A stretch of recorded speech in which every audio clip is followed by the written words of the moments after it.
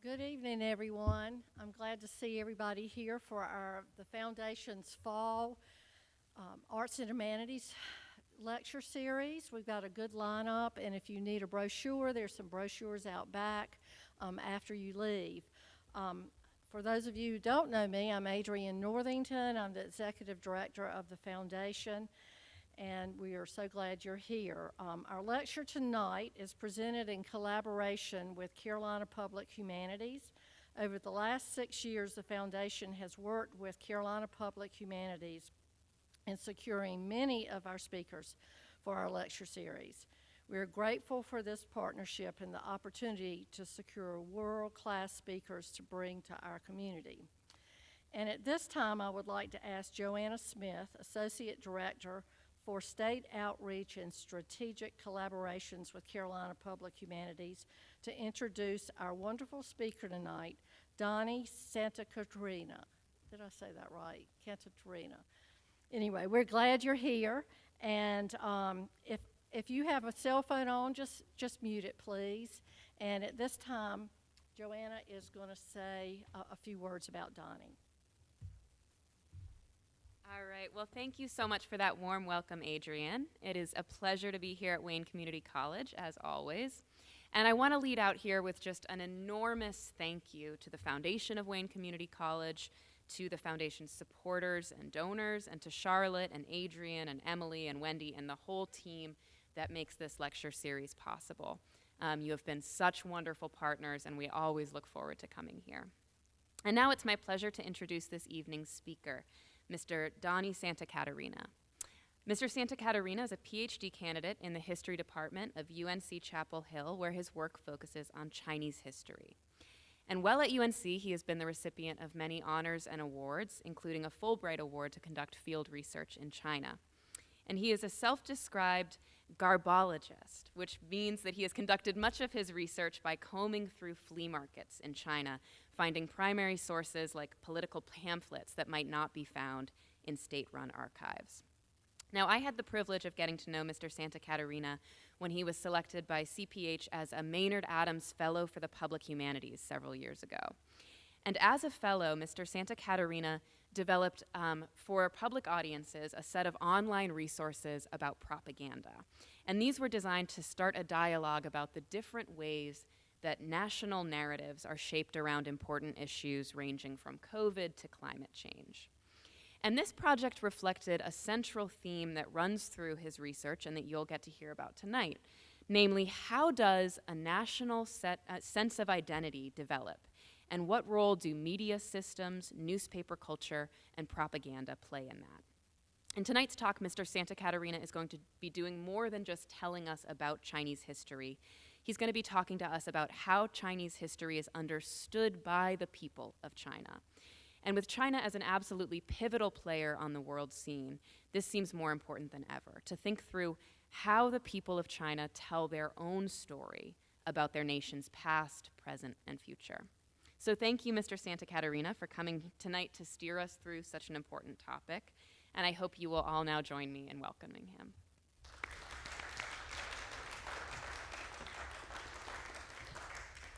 Thank you so much for the introductory welcome, and thanks to everyone for being here. Thanks to Wayne Community College for having me. I love to give these sort of general interest talks about China. I was talking earlier with a few of you about, I hope that every single one of us has tens or hundreds of questions about China and what we should think about when we try to understand China, as the topic of my lecture is today. So let those questions come to mind as I try to take you through what Joanna rightfully described as a perspective on how people in China themselves understand their own history. I'm going to be giving you just a snippet, but I hope that helps sort of give you a better sense of how to, as my lecture says, understand China. Now, a little bit of a disclaimer here. Of course, when I say understanding China in the 21st century, we can't generalize too much, right? China is an enormous country with an enormous diversity of opinions, from those who are deep subscribers to Chinese Communist Party policy to those who are deep dissenters of that same policy. So let's not generalize too much as I take you through this understanding of China in the 21st century.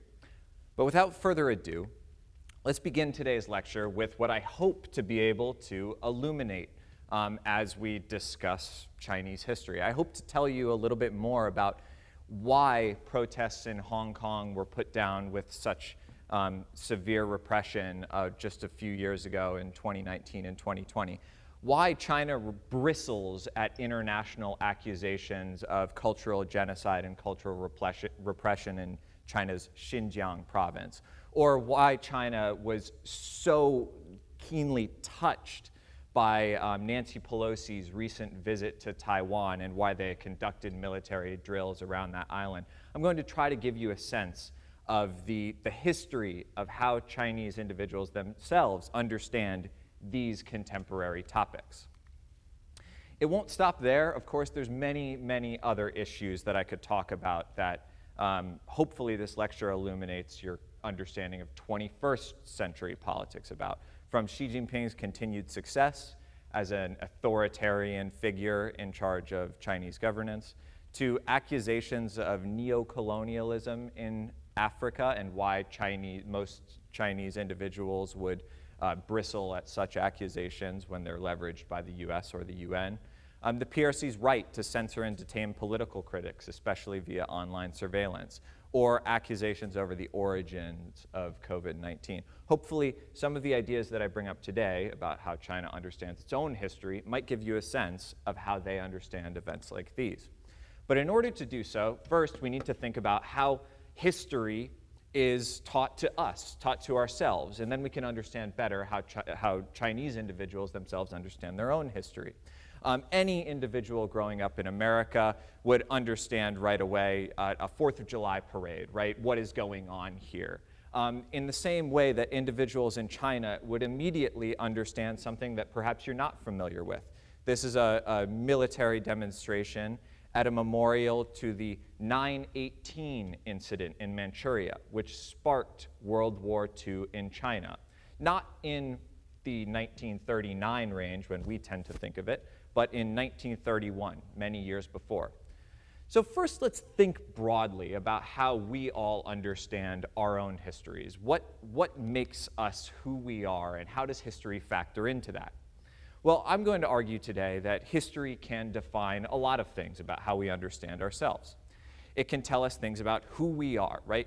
Distinct traits, characteristics, or motives that we as Americans, or whatever nation you may be from, may hold because of the way you were taught history.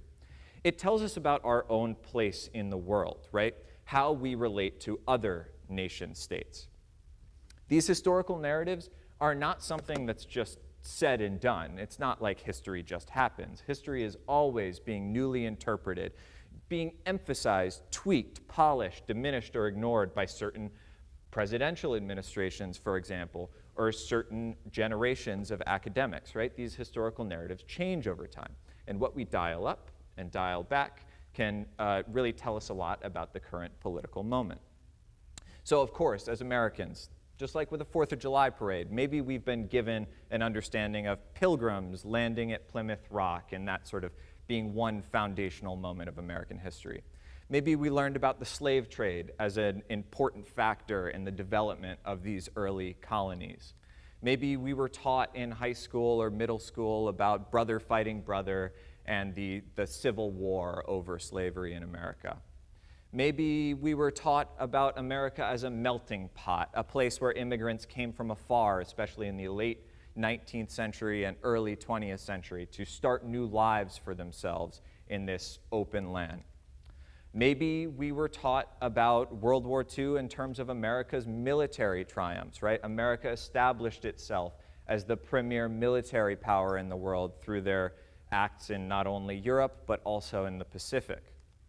Maybe as Americans, we've been taught about how our political process allows us to overcome issues in our own local governance through things like the civil rights movement, right? Progress in history.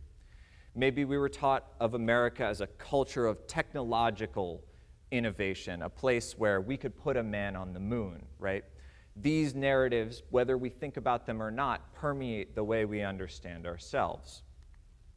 What you may not know as much about is how people in China understand their own history. What are the ideas that permeate how they see the world, how they see themselves?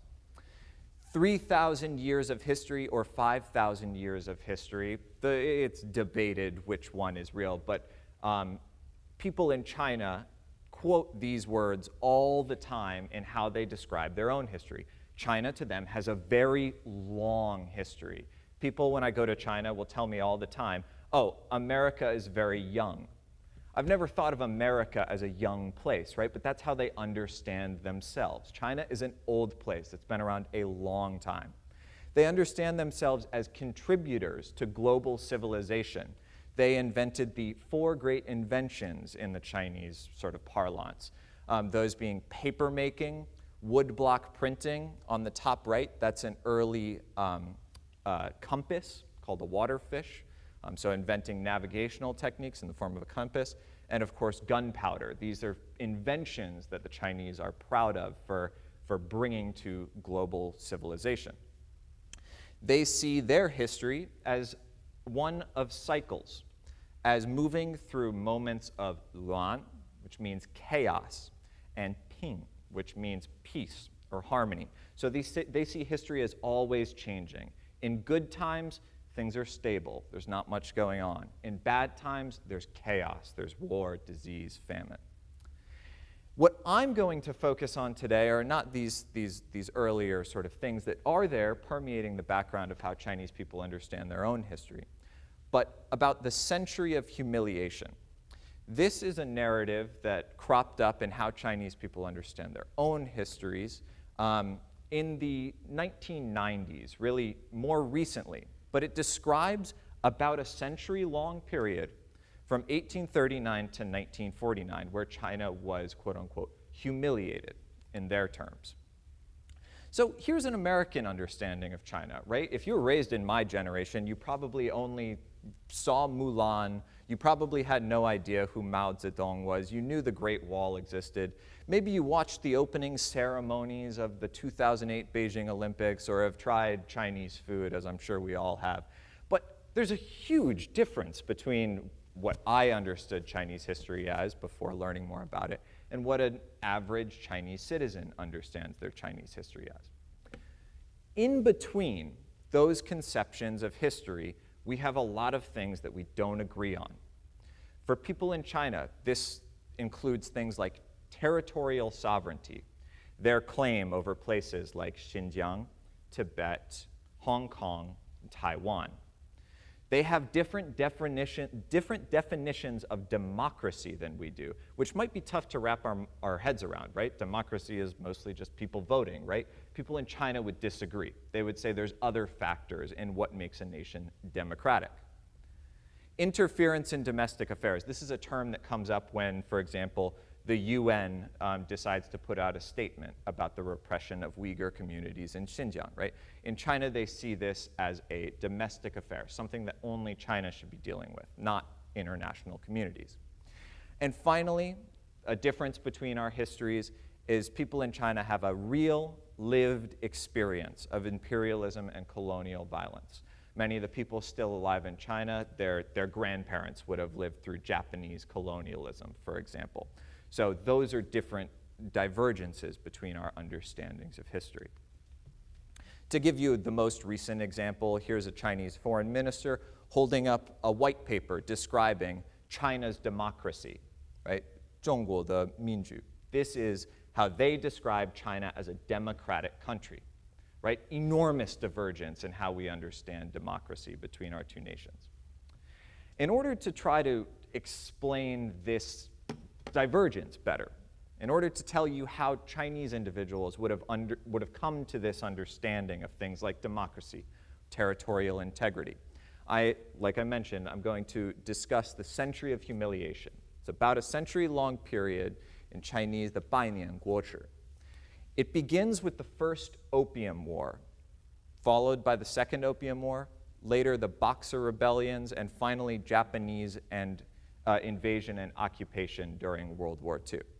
I'm going to run through these things. This is your history lesson for the day. We're going to fly through 100 years of Chinese history, And then I'm going to explain why the century of humiliation is so important to people in China, and I'm sure you'll understand along the way. Before I can talk about the Opium Wars, I have to first give you a sense of what China was during the Opium Wars, right? So let's start with the Ming Empire over here on the left. This is just to give you a sense of the space that it occupies, and the Qing Empire over on the right. I won't give you any dynastic history. We're going to skip right over that. But I want to give you a sense of what China looked like. In terms of the rest of the world, you might be able to notice a few luxury goods being consumed by these British elite in the mid-1700s. Perhaps I'll give you a second to think about it and guess, but there's a couple of luxury goods populating this painting, which shows elite life in England, which come from China. We have porcelain cups, right? That signature blue and white, manufactured only in China, seen as very high art. They're all drinking tea, as we know from the title of the painting, the Tea Party. Again, something that could only be manufactured in China. And finally, to bring it all together, they're all dressed in silks. Again, something that at this time could only be produced in China. So we have these British elites consuming sort of elite luxury goods, all from the Ming and the Qing empires. How did it get there? How do we get those goods over to the British Empire? Well, it starts with this. This is the Canton system.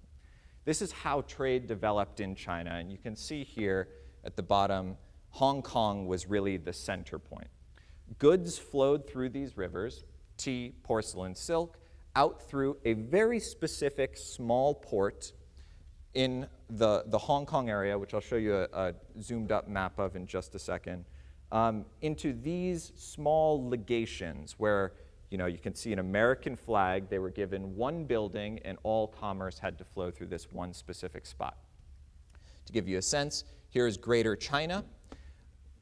Foreign presence in China is concentrated only in Canton, up there on your right, and Hong Kong. This tiny area down here, Hong Kong, shows how all of the foreign presence in China is concentrated in a tiny little spot.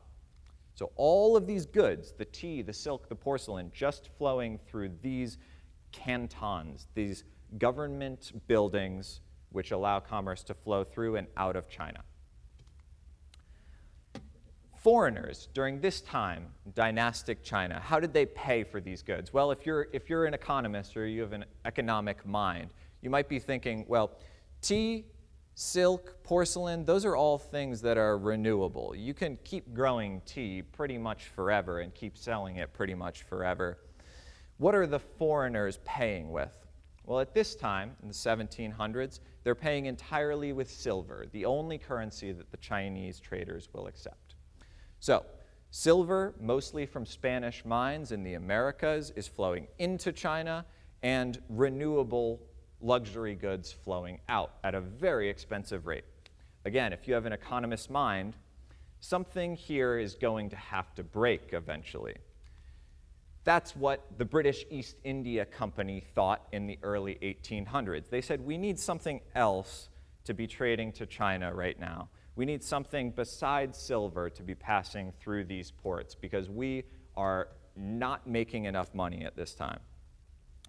This is the range of opium imports into China. The British East India Company, who also has outposts in India, decides to join in on the opium business. They begin growing and processing this illicit drug and selling that to China in exchange for luxury goods. Problem of silver imbalances is solved, right? You can see it's especially in the 1800s that opium imports rise into China. This brings up tensions of its own, right? If you are the Chinese government, you don't like foreigners smuggling drugs into your country, right? You don't want your country's citizens to be consuming these noxious weeds, as the Chinese government called it. So the Chinese government makes a rational decision, right? By 1839, they ban the opium trade in China. China seizes illicit cargo from British traders, and the British East India Company decides to summarily declare war. What are they declaring war over? What are the British declaring war over?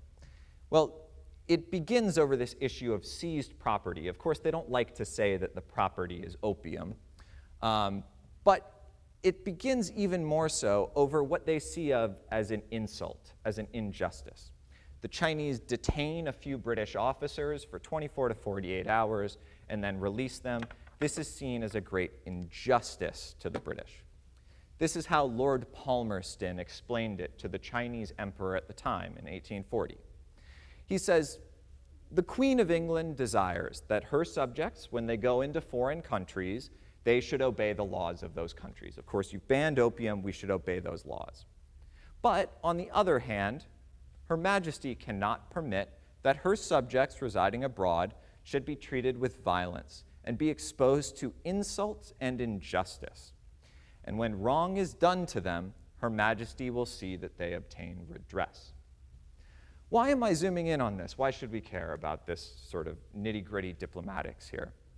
Well, it's the insult and injustice part that you will start to see crops up in terms of all foreigners' relationship with China. British troops, because of this insult and this injustice, occupy Hong Kong area. There are a few naval battles around river mouths throughout China, but the military engagements are small during this first Opium War. The Chinese decide it's better to try to keep these foreigners to small treaty ports, give them what they want, maybe they'll be able to stop there, right? They give them some reparations. They permanently allow the British to occupy Hong Kong.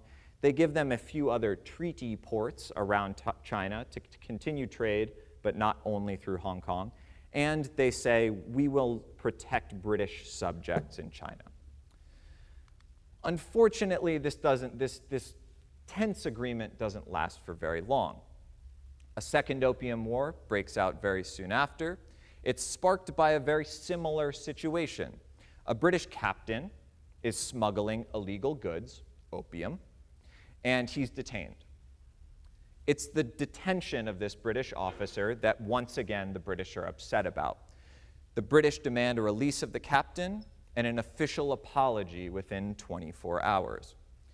When the Chinese cannot come up with that official apology in 24 hours, battle breaks out again, same story. A new treaty is signed soon thereafter, and this begins a slow rolling ball of what people in China understand as unequal treaties. They're unfair. They take more than they give to China under unfair circumstances surrounding the trade of opium, right? So among these unfair, unequal sort of issues on the table, extraterritoriality. That means that no British subject can be tried by Chinese law. So this solves the problem of opium, right? If you can't be tried by Chinese law, opium can once again flow into China. Missionaries are allowed to roam free in China for the first time. They're legalized under the Treaty of Tianjin. More reparations, that's money paid to the British, and more treaty ports. It's at this time that we also see other Western powers, that is Russia, the USA, France, not wanting to miss out on the benefits that the British are reaping, also sign treaties with the Qing government for similar concessions. Unfortunately, this doesn't end the war.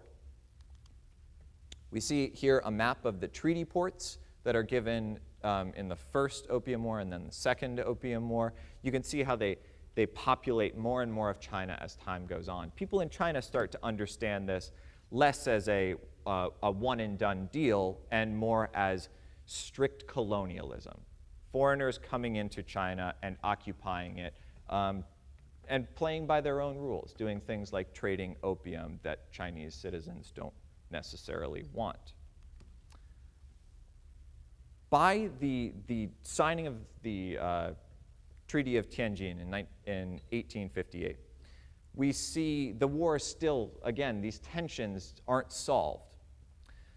An example of the tensions being unsolved is that in 1860, in a moment that's not there's no military objective to be had here, the British Lord Elgin decides that the Chinese need an act of retribution for an officer who was detained and then killed for insulting the Chinese emperor. So in order to pay back for killing of this British officer by the Chinese, the British Lord Elgin decides to burn down and destroy the Summer Palace. Again, not a military objective. British soldiers at the time described it as such: fancy having the run of Buckingham Palace and being allowed to take away anything and everything you liked. Those things that didn't please the eye, we just threw them aside. All these were plundered and pulled to pieces. Floors were covered with robes, jades, ornaments, porcelain. You get the idea. They're looting the Summer Palace, right? Here's a picture of the Summer Palace burning, or a painting rather. Again, an act of retribution, supposedly teaching China a lesson about its place in the world. Just to show how these moments are ongoing, these injustices, especially to people in China, how they understand them as ongoing, here's a Chinese emperor's robe that, as we can see here, was taken from the imperial palace by Captain Henry Ely in 1860 during the burning of the Summer Palace, right? It still today is in a museum in the United Kingdom. Imagine, what Chinese individuals today might think of something like this, right? A Chinese emperor's robe taken from the Summer Palace, burned as an act of retribution, and kept in a British museum. Some historians even allude to the fact that this sort of paints an image of the Chinese emperor now as naked, as being sort of vulnerable, taking away clothes and displaying them in England. But that's neither here nor there. The issue at hand is how the British are trying to teach lessons to Chinese subjects. By this point, people in China begin to understand the foreigner's presence as not one of trade, right? They don't just want to be here to trade. People in China understand it as attempts by foreigners to carve up China like a melon. Here's a French cartoon on the right describing just that. In modern talk, this might be how Chinese now describe individuals from abroad interfering with domestic affairs, right? When people in America protest about Tibet or Xinjiang, that's interference with domestic affairs, just like it was before under the century of humiliation. When they talk about liberating Taiwan, freeing Taiwan, those are the same attempts as 100 years ago, right? Attempts to carve up China like a melon. Why did China lose the Opium War? This will be the last thing I say about the Opium Wars. Some people argue this thing called a Great Divergence theory. Maybe it was the British and American use of gunpowder. Maybe it was naval tactics that turned the tide. Maybe that's why the British triumphed over the Chinese in these Opium Wars. But I prefer to stick with a different interpretation, which is, first, the Chinese government misunderstood how local versus national these conflicts were. They thought if we give them a few treaty ports, they'll stop. All they want is trade. That doesn't seem to have been the case. It was a miscalculation by the Chinese government. Second, the Chinese were dealing with an internal conflict of a totally different kind. During this same period, they were trying to put down the Taiping Rebellion, which is where this individual, Hong Xiuquan, proclaimed himself the brother of Jesus Christ and led a rebellion that ended in death tolls of 20 to 70 million by some estimates. One of the deadliest conflicts in human history. The death toll of World War II itself globally was 75 million, so if that gives you a sense of what the Chinese government was dealing with at the same time, right? They were kind of had their hands full. That covers the first and the second Opium War. The first set of injustices that people in China are taught about at their high school level, just like we are about the 4th of July or the Civil War, right? Next, we're going to move on to the Boxer Rebellions and the Japanese invasion and occupation of China. These next two injustices really show how China's position is only getting worse during this century of humiliation. So what is the Boxer Rebellion? Well, after the Treaty of Tianjin, as I mentioned, Christian missionaries began to populate all of China, right? So this Chongqing is not actually a treaty port city, that's an error, but it proves my point even more. Missionaries are moving beyond treaty port cities into places like Chongqing in the late 1800s. They surely mean well in their attempts to proselytize, but many of them shared the derogatory tendencies towards Chinese of their time, as anybody would. This includes framing their missions as civilizing the supposedly barbaric or backwards Chinese. And unfortunately for many of these missionaries, they were widely associated with everything else that happened at the same time. So when Hong Xiuquan declares himself the brother of Jesus Christ and ends up leading a rebellion that ends in 20 million deaths, people sort of in their minds at the local level begin to understand missionaries as bringers of problems, right? They're also associated with the forced legalization of opium and other, colonial exploits at the time, unfortunately for these missionaries. This comes to a crest in the 1899 to 1901 turn of the century period, when in northern China an anti-foreign, anti-Christian peasant revolt takes place. They're poorly translated as the Boxers. It's a fairly localized peasant effort to support the Qing government, support the Chinese government, and exterminate the foreigners. We don't want foreigners in China anymore. As you can see from these pictures, they're completely unarmed, right? They are just poor peasants. It's not really a well put together movement. It just shows how local individuals are trying to respond to the changes in China and the colonialism of the time. Here are captured Boxers.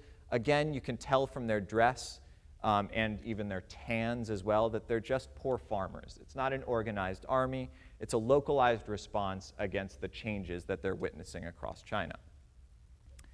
But just because they're a poor, misorganized sort of peasant army doesn't mean that there isn't a colonial response. Here we see the development of the Eight-Nation Alliance. All foreign imperial powers in China come together to form a joint force to storm Beijing in 1901 and supposedly restore order after these Boxers have gone out and tried to oust missionaries and other foreigners from treaty ports. Here's an artistic depiction of American forces storming Beijing. This begins what some historians call English lessons, the lessons that foreigners attempted to teach to China. And they put it in those terms, these historians. They say foreigners were specifically trying to teach something to China. What were they trying to teach? Well, here is the Forbidden City. If you've ever heard of the Forbidden City, the most important part about it is the first word. It's forbidden. Nobody but the imperial family is allowed into the Forbidden City. Here we see American forces marching into the Forbidden City, teaching these Chinese emperors and these Chinese individuals a lesson about who is in charge.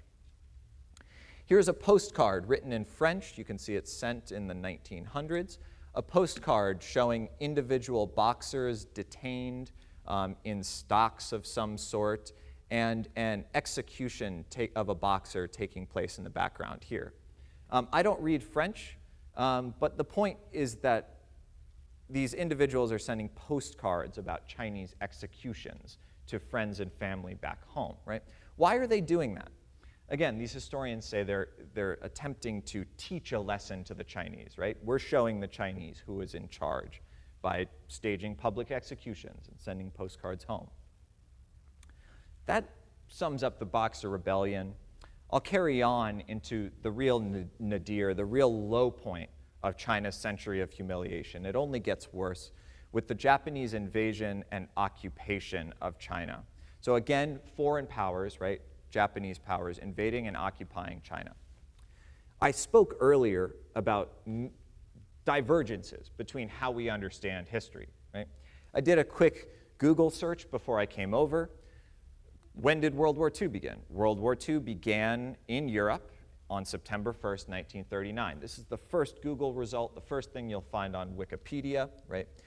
Everyone in China would disagree with this statement and instead say, World War II began on September 18th, 9/18/1931. This is the date that Japan formally invades China, right? So differences in our conceptions of history. Let's start with that invasion here. The Manchurian incident is a false flags event staged as Japan invades Manchuria, or also known as Manchukuo, northern China here. It's the beginning of World War II for all those who live in China, right? By 1937, Japan has begun a fully fledged invasion of China. It becomes known across the country as the War to Resist Japan. So if you ask anyone in China about World War II, they aren't really familiar with that term. Instead, they use the term War to Resist Japan. Again, divergences. It involves, we don't have time to get into it, but it involves three governments. The nationalist government ends up occupying Taiwan. The Chinese Communist government ends up, in the end, winning the wars and occupying all of mainland China. And Japanese collaborationists who lose the war, obviously, after American intervention. Just to give you a sense of some of the battles that took place and how people in China understood this warfare, it really was in their homes, right? The warfare of World War II was taking place not for us Americans, overseas, but really in their homes. Take the Battle of Shanghai, for example, which was described as the Stalingrad on the Yangtze. Enormous casualties, one of the fiercest battles in World War II, taking place in one of China's biggest metropolitan centers. Again, it gets worse for China, this century of humiliation. And this will be my final point of what the century of humiliation looks like in China. I'm giving a warning of violence and trauma that I'm going to discuss. I don't include any images in this lecture for obvious reasons. The Nanjing Massacre, also known as the Rape of Nanjing, occurs in 1937. Similar to those British acts earlier, it is a show of reprisal. It's the Japanese attempting to teach China a lesson about who is in charge in China. It's a reprisal for their resistance specifically shown at the Battle of Shanghai. They fought the Japanese so fiercely in Shanghai that Japanese officers allow a spree of murder and rape of Chinese civilians in Nanjing, the former capital of the Kuomintang government, which is why it's important. Estimates of those killed are enormous in the Nanjing Massacre alone. Beyond the Nanjing Massacre itself, over 200,000 Chinese comfort women are kidnapped, raped, and killed across the Japanese Empire throughout those dates. The century of humiliation really crests with events like this, where we see Japanese newspapers publishing about events in Nanjing, describing a battle between two Japanese officers to see who could behead the most civilians in Nanjing. Using sort of popular baseball metaphors of the time, they say both second lieutenants go into extra innings in their attempts to behead Chinese civilians. Published in popular Japanese newspapers, right? Again, humiliation on a national scale. I like to put this point in the lecture as well to think about this in comparison to the Holocaust. I'm not sure how many of you have heard of the rape of Nanjing before, but in Iris Chang's book, The Rape of Nanjing, she puts it as such, is there a child in the United States anywhere or in any other part of the world who's not seen and learned about the Holocaust specifically, but who's actually heard about the rape of Nanjing? You'll likely learn that most people don't know very much about it, right? So again, these divergences in how they understand their own history, cresting in moments like the Nanjing Massacre. For the Chinese, there is no satisfying ending to this terrible humiliation. 2 atomic bombs are dropped by the U.S. on Hiroshima and then Nagasaki on August 6th and 9th in 1945, ending World War II. Japan is seen as a unique atomic victim. That means they're the only nation in the world who has experienced an atomic bomb maybe they've paid their price, was the understanding of the time for the horrible things they did across their empires. At the Tokyo War Crimes trial, there's no satisfying apology for the Chinese nation.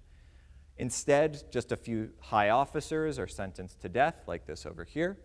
And eventually, some 7 years down the road in 1952, after American occupation ends, Japan and America are close allies once again, right?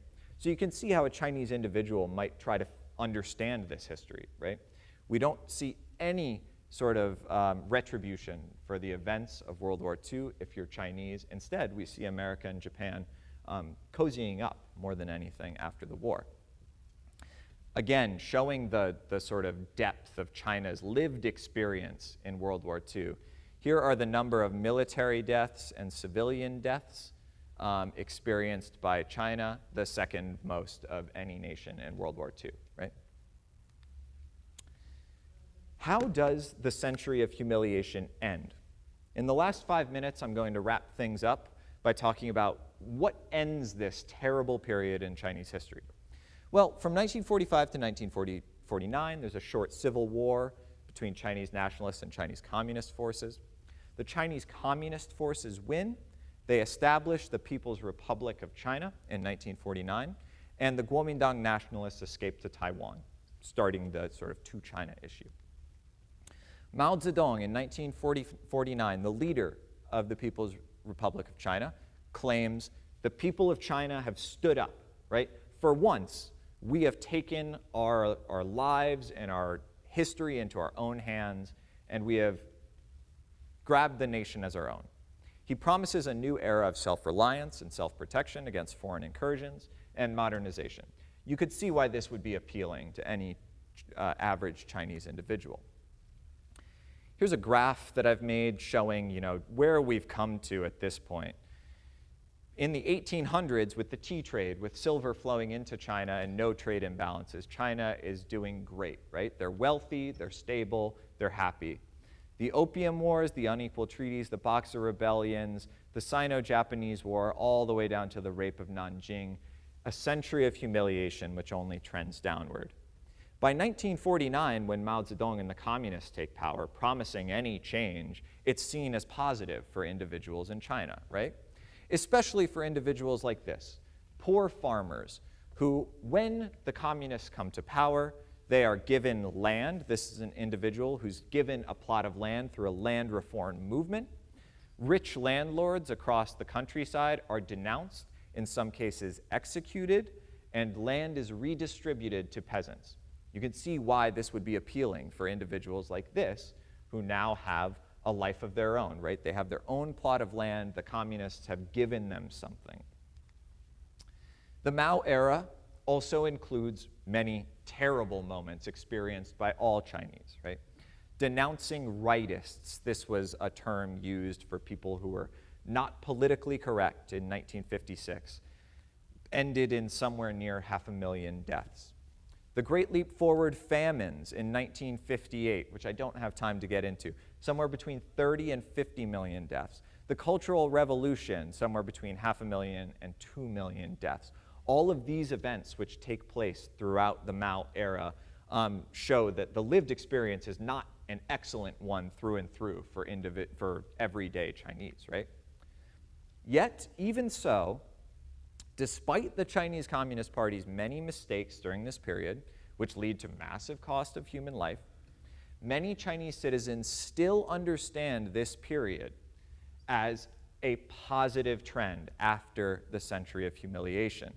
They might believe that the economic results that they get throughout the Maoist era, for example, getting new land to farm themselves, outweigh the deadly path to modernization by events like the Great Leap Forward.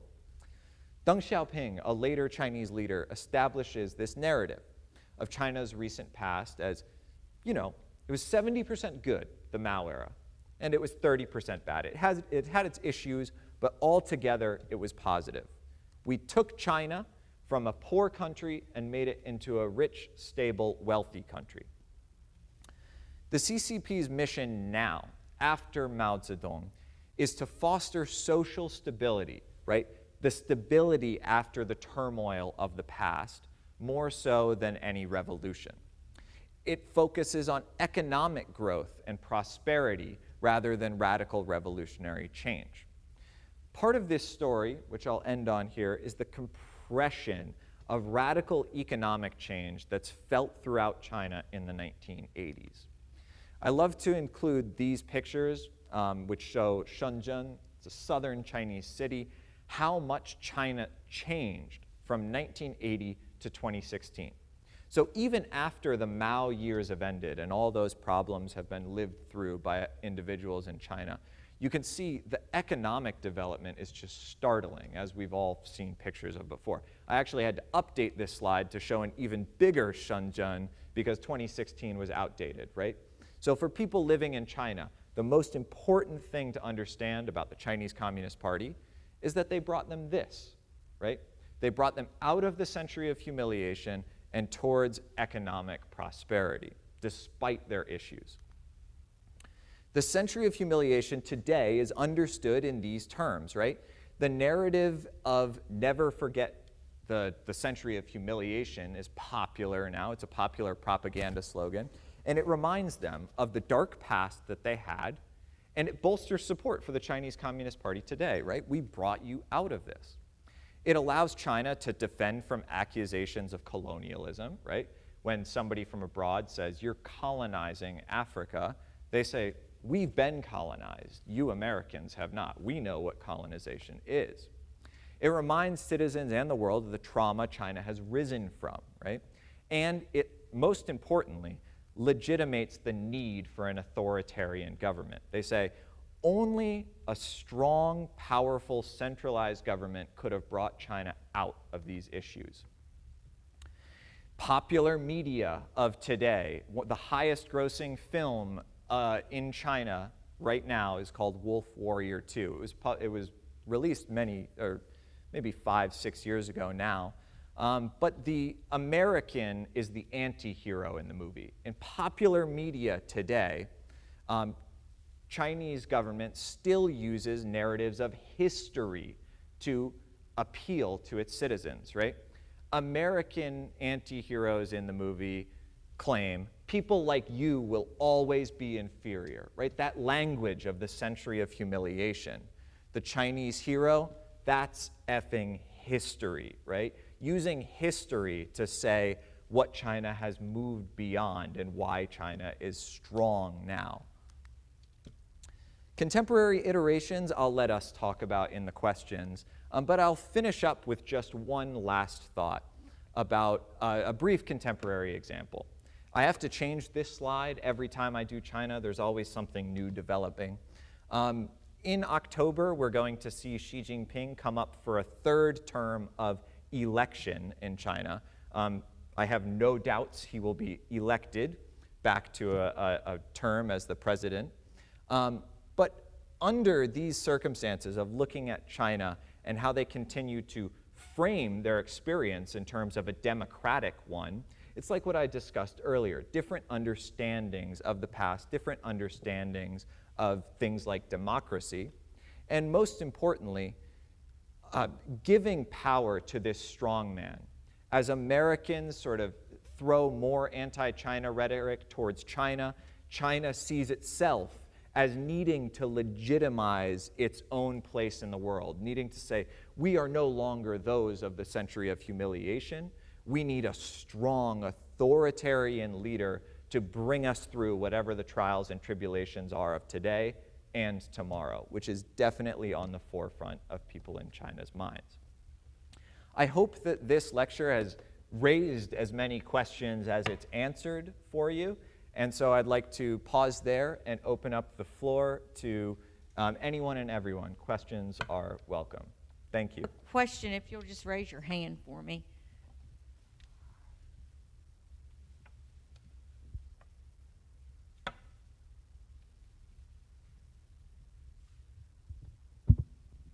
How does China view the sort of the Americanization of its many industries? China now, you can, especially with the partnership between what they call public and private sectors, is trying to move away from that more Obama-era Americanization of its industries and really retain control over its domestic industries in ways that we've never seen before. It's harder than ever to start a business in China, and ask companies like Apple, who have factories there, what it's like dealing with the Chinese government nowadays versus what it was 20 years ago or 10 years ago. And apparently it's incredibly more difficult.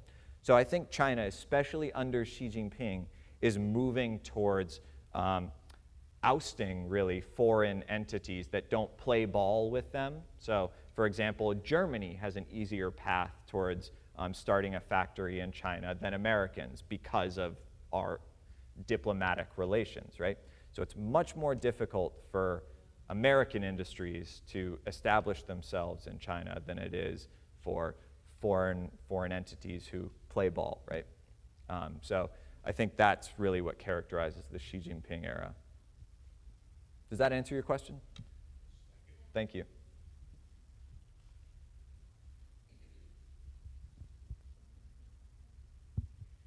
What about COVID and the ongoing cycle of COVID derailing their plans? Yeah, so that's a great question. I don't know how many of you keep up with China's no COVID policy domestically, but China at the moment is attempting to, from the very beginning, they differentiated themselves from America and the UK by saying, we are going to be the country who stomps out COVID. They've found that to be incredibly difficult, if not impossible. Whole cities go on lockdown for months over 2 or 3 cases. People in China especially are, at the everyday level really despise these policies because who would want to be locked in their apartment for 2 months at a time, right, because of a few cases? China, the way that I see it, their no COVID policy is a reflection of their, I mentioned earlier that rapid economic growth, that compression of economic growth, sometimes makes the Chinese Communist Party think, how did we get here, right? Do we even belong here as a government of China, right? They have a lot of self-doubts. They're a very young government, right? And within these self-doubts, we see periods where they make not the best decisions and then stick to their guns no matter what. And I think the no COVID policy is a reflection of that. I don't think they're going to change it anytime soon because they don't like to admit they're wrong because of that rapid economic change. They're very young as a government. They bristle when they're told that they're wrong or when they have to admit their own mistakes. I think people in China right now are showing their upset increasingly more, especially on social media, and it's not being censored, which is something really interesting. I hope that sort of answers your question as to what's going on with the no COVID policy and why it won't change anytime soon. Yeah. 2 over here.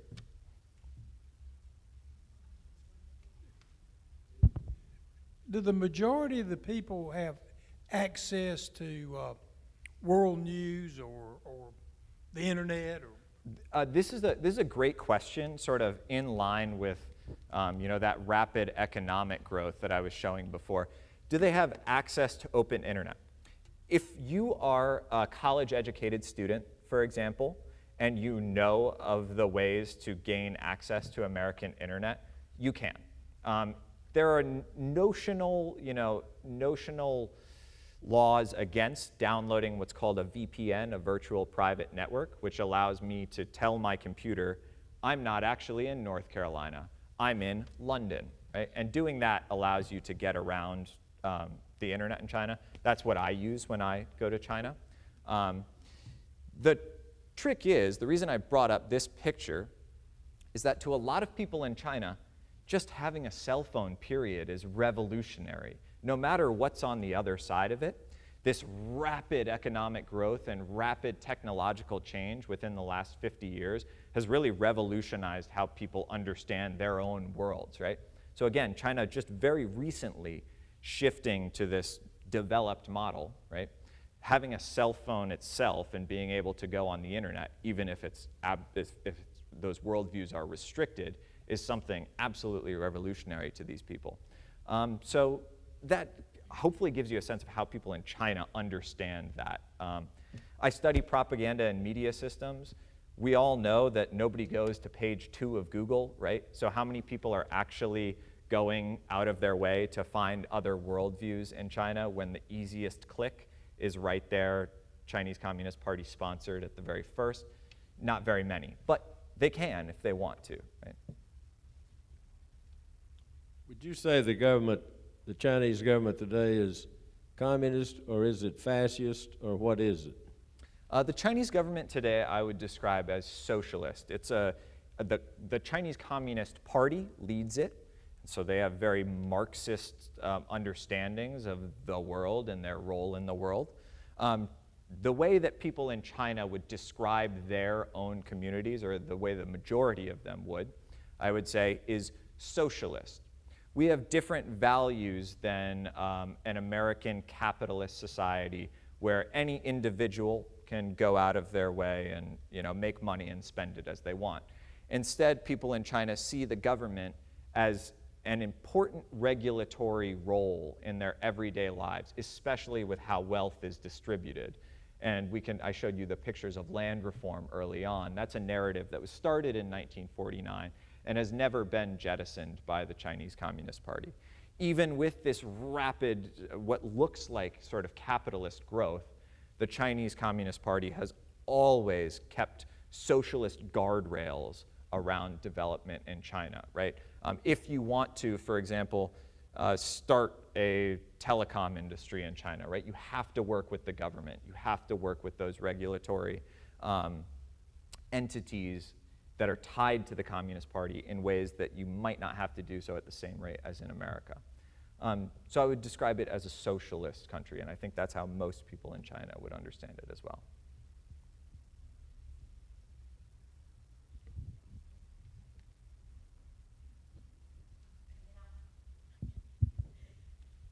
Can you comment on the policy in China of family limitation? Is that still in force, that families can have only a certain number of children? The one-child policy was recently expanded to a two-child policy not too long ago. I could do a whole lecture on the one-child policy, but basically, the one-child policy, which began in 1980, was always enforced differently in different places of China, especially if you were, say, a wealthy entrepreneur in Shanghai. A lot of things that people did was have 2-3 kids, as many as they wanted, and then just pay the fines. So it really affected the poorest communities the most, and the communities where local enforcement officials really were the most zealous about it. The one-child policy was changed to a two-child policy in 2018, and it's slowly being phased out because China has found that it didn't work. It didn't do anything to change its population growth.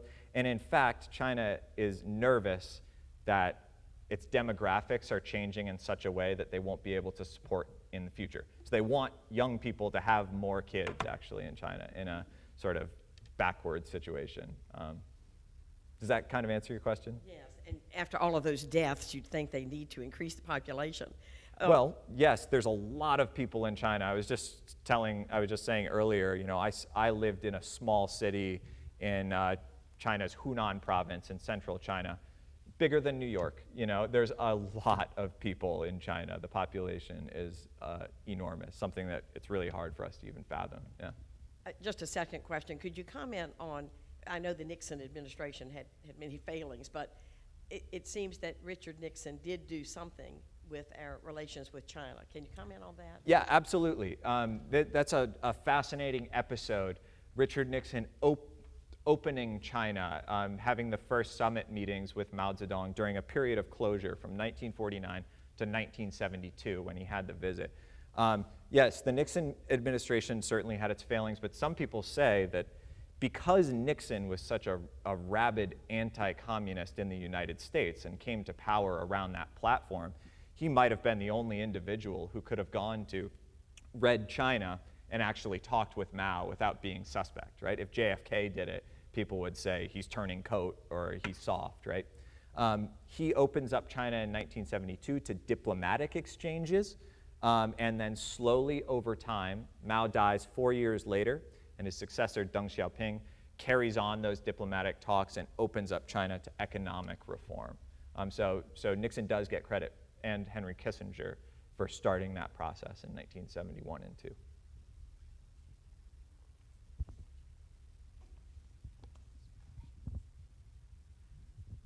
Can you address any potential flashpoints with China and the rest of the world, not necessarily Taiwan, any others?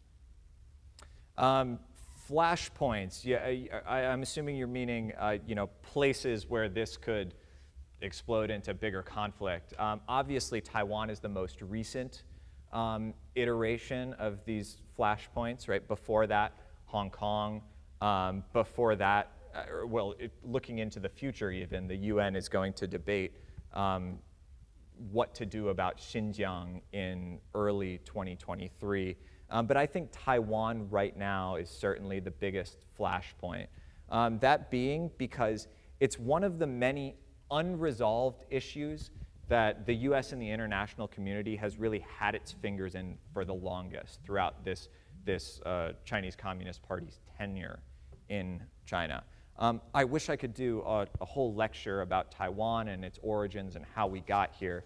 But one thing that I will say about this flashpoint is while it might seem like when China prepares military drills, right, and surrounds Taiwan, while it might seem like China is about to, they're on the crest of sending in a military invasion and taking over China, much of us experts who deal with China see it only as responsive to Americans' actions. I'm not saying that we shouldn't send diplomatic missions like Nancy Pelosi to visit Taiwan. What I'm saying is that China did not have a military plan prepared before Nancy Pelosi's visit. It was the announcement of Nancy Pelosi's visit that then triggered China to say, what do we do? Do we actually launch, a real military engagement here? Do we surround the island? Do we surround it at certain points? Do we just put out diplomatic signals? What do we do? How do we respond to this, right? So it's responsive, that particular flashpoint. And I think that's the way that many of us who deal with China would characterize this young and sensitive Chinese Communist Party's dealings with the world. They're really taking it one step at a time and trying to figure out what they have to defend this instant. I wouldn't say there's a big plan involved or anything like that. Does that give some insight? I was thinking of Africa. Oh, okay. Well, Africa I wouldn't call a flashpoint as much as I would agree. This is definitely an area of contention and one of those areas of divergence between American and Chinese perspectives, right? When I teach about Chinese presence in Africa, what I like to do the most is use African voices to talk about what they think of China. And a lot of the African voices are saying, they kind of talk about this. They say, yeah, if you're in Kenya or Namibia, they might say, yeah, the Americans started to give more aid under the Obama administration for things like loans for roads and infrastructure, and maybe they built a factory here or there. But they really, the Chinese are the ones who are really doing this. And we're a poor country. We've never had, just like I was talking about with cell phones earlier, right? We don't have these luxury goods like every other country. We want to be more developed. Well, Americans aren't really doing that, but China is, right? So the whole debt trap debate is far off in their minds. They understand it. They aren't unwitting to this whole process of what Chinese investment looks like. But I think for the most part, those African voices are really welcoming Chinese investment and loans more than the American perspective or the Americans have done in the past. Does that give a sense? Yeah. Mm-hmm. What did the Chinese people and/or government feel about the Russian invasion of Ukraine? So that's sort of two separate questions. The Chinese government, once again, just like I was saying about Taiwan, I think they're really working this out on the fly. And so they did not necessarily, just like Russia, I don't think they necessarily understood how long or protracted of an engagement this was going to be, and they probably didn't see Russia as losing it like it is right now, right? So the Chinese government has long-standing ties with Russia for all of these reasons that I've shown you about this century of humiliation, right?